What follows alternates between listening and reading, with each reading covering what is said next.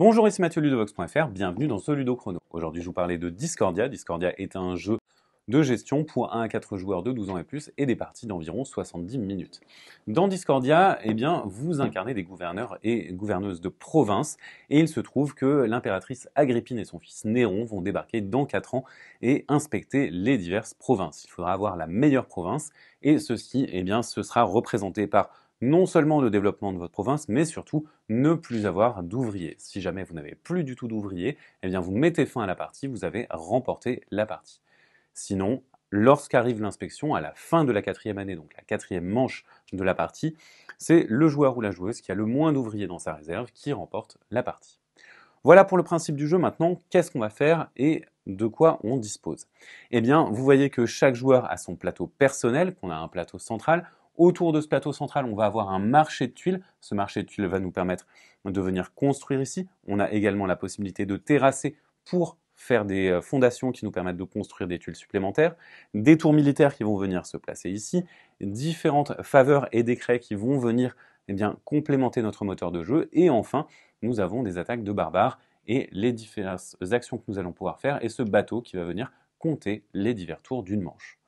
Vous savez presque tout. Maintenant, nous allons nous concentrer sur ce qu'on va faire dans une manche. Dans une manche, déjà, on joue en 5 tours, comme je vous le disais. Et lorsqu'on joue un tour, il y a toujours un premier joueur, c'est le joueur qui a ce jeton. Il va alors jeter les dés et il va alors choisir un des dés. Et donc ici, admettons que j'ai eu ce résultat-là, je vais pouvoir récupérer un dé. Ce dé, personne ne peut l'utiliser, je peux le récupérer parce que je suis premier joueur. Et les autres joueurs, ils vont sélectionner un de ces dés, mais ils peuvent sélectionner le même ou un dé différent. Grâce à un dé que vous avez récupéré ou que vous activez, vous allez réaliser une action. Et vous voyez que par exemple, avec mon 1, je vais pouvoir réaliser une action parmi toutes celles qui se trouvent ici. Par exemple, récupérer 2 étoiles de la réserve, faire une action de terrassement, ou alors remplir une bulle d'un bâtiment bleu, ou alors encore récupérer un de ces bâtiments. Par exemple, je pourrais très bien décider de récupérer ce bâtiment, le construire sur des fondations de la couleur appropriée, et désormais, à chaque fois que je voudrais remplir une bulle d'un bâtiment jaune, je pourrais tout simplement venir placer des paysans jaunes dessus. Alors attention, il faut que les couleurs correspondent, ou alors il faut que vous ayez suffisamment fait d'actions de terrassement pour récupérer des bonus qui vont vous permettre de considérer certaines couleurs comme des jokers. On a également des bonus qui vont être déclenchés. Lorsque vous déclenchez une action qui correspond à la position du bateau, vous allez déclencher le bonus qui correspond. Ici, j'ai donc la possibilité de placer une étoile sur la piste rivière, sur la piste d'exploration, et je vais déclencher des bonus instantanés. Du côté de la piste technologie, vous aurez des bonus un petit peu plus permanents qui vont vous donner des petites règles rien que pour vous. Lorsque je sélectionne mon dé, si je sélectionne un dé qui correspond à l'un de mes bâtiments, par exemple, imaginons que je sélectionne un 4 jaune, j'aurai un bonus. Dans le cas du 4 jaune, si je sélectionne l'action qui me permet de remplir entièrement une bulle d'un bâtiment jaune, je peux le faire comme ceci. Vous voyez qu'il y a un ordre. Et ensuite, pour le bonus, ça va me permettre tout simplement de remplir une autre bulle avec des pions qui correspondent de la couleur. On va donc avoir la possibilité de se débarrasser de plus d'ouvriers comme ça. Et pour rappel, c'est important de se débarrasser de ces ouvriers parce que tout simplement, ça vous permet de remporter la partie, mais que certains ouvriers ont en plus des bénéfices. Si vous récupérez des ports, vous avez la possibilité de transformer ce port. Une fois que vous l'avez complété, vous allez le transformer en un nouveau type de bâtiment, en un bâtiment blanc. Et lorsque vous avez un bâtiment blanc qui arrive dans votre tableau parce que vous le sélectionnez dans le marché ou parce que vous le transformez, vous allez avancer sur cette piste de l'aqueduc. Cette piste d'aqueduc, elle va vous permettre de piocher moins d'ouvriers en fin d'année. On va également avoir la possibilité, comme je vous le disais, de terrasser. Lorsqu'on terrasse, on va pouvoir récupérer une de ces tuiles pour venir la superposer et ainsi construire plus de bâtiments d'un certain type. Et on va également avoir la possibilité d'augmenter certaines pistes, ces 2 pistes-là. Cependant, pour remplir ces pistes, il faudra des étoiles. Ces étoiles, on les récupère via des actions et on les récupère dans une réserve commune. Quand il n'y a plus d'étoiles ici, impossible d'en récupérer. Et donc, si vous avez misé sur ces étoiles et qu'il n'y en a plus, tant pis pour vous. Par contre, vous aurez la possibilité également, grâce à certains bâtiments, de vous défendre contre des barbares. Vous voyez qu'il y a des barbares qui vont être révélés ici. Ces barbares, ils vont avoir une force.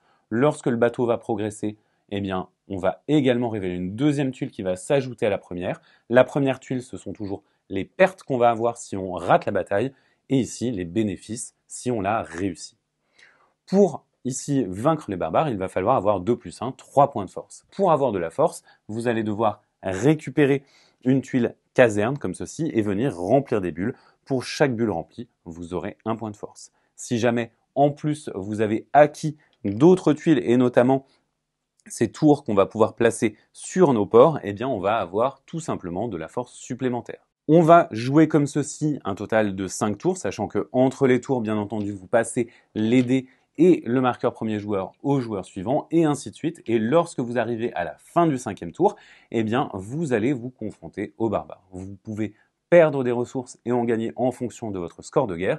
Et ensuite, il va falloir calculer comment va votre province. Vous allez regarder et compter toutes les icônes d'ouvriers avec un sac qui sont visibles. C'est-à-dire que vous pourrez en cacher. Par exemple, si je construis une caserne ici, je vais cacher cette icône et elle ne sera plus active.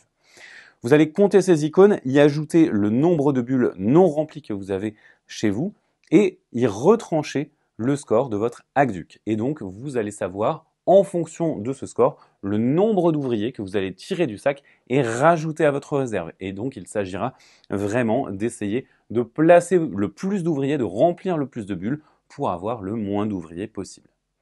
Une fois que vous avez tiré vos nouveaux ouvriers, tous les ouvriers des bulles remplies vont revenir dans le sac et vous allez pouvoir rafraîchir le marché et également rafraîchir vos modificateurs. Ces modificateurs, on va pouvoir les utiliser lorsqu'on sélectionne un dé pour faire un +1 ou -1 ou dé et on va pouvoir en récupérer de nouveau pendant la partie qu'on pourra réutiliser donc une fois par manche. Une fois qu'on a fait ça, on revient ici et on va également changer de conflit et on va pouvoir progresser ainsi. Vous voyez que nous avons ces tuiles on va les acquérir lorsqu'on a 4 et 6 actions de fondation et on va également pouvoir récupérer ces tuiles-là en fonction de certaines missions, certains objectifs, par exemple avoir 8 sur la piste de l'aqueduc, on va pouvoir les récupérer, ce sont des objectifs communs, et venir recouvrir des emplacements ici. Et vous voyez qu'on va pouvoir non seulement avoir des bonus, mais en plus venir recouvrir des icônes plutôt gênantes. Et donc, il s'agira de combiner nos actions comme ceci, de construire un moteur économique, mais en même temps de se débarrasser des ouvriers. Plus on se débarrasse des ouvriers, plus on a de chances de mettre fin à la partie tôt, puisque dès que vous n'avez plus d'ouvriers dans votre réserve, la partie est terminée. Si jamais ce n'est pas le cas, eh bien la partie prend fin à la fin de la 4e année, et donc le joueur ou la joueuse qui a le moins d'ouvriers dans sa réserve remporte la partie. Voilà pour Discordia. Discordia, c'est donc un jeu dans lequel vous devez construire votre tableau pour essayer de vous débarrasser de vos ouvriers le plus vite possible. Maintenant, c'est à vous de jouer. À bientôt sur leaderbox.fr.